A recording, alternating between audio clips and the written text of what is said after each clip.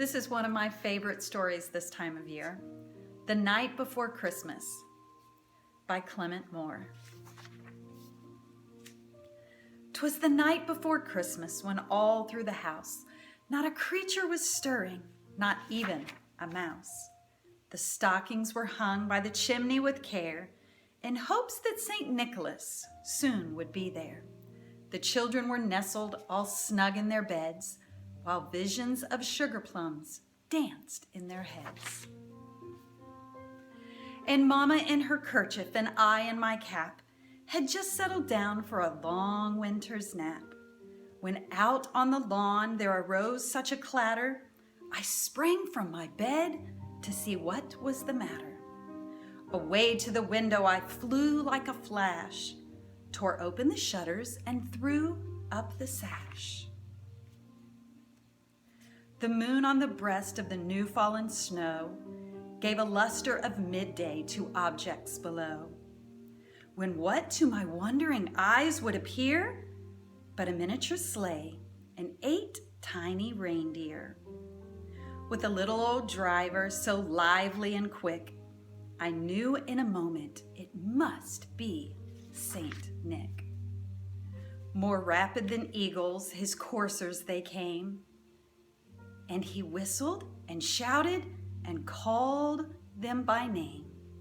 Now Dasher, now Dancer, now Prancer and Vixen, on Comet, on Cupid, on Donner and Blitzen.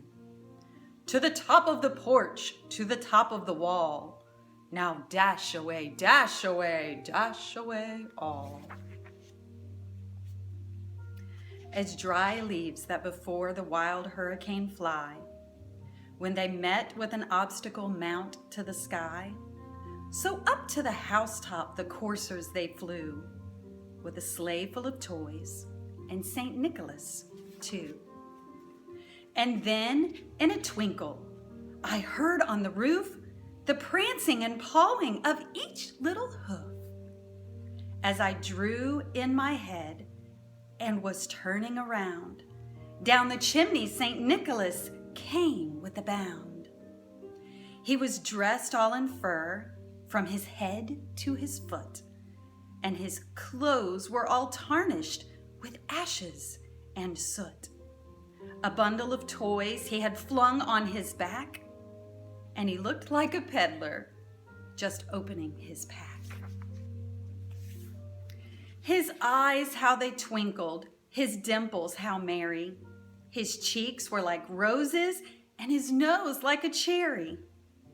His droll little mouth was drawn up like a bow, and his beard on his chin was as white as the snow.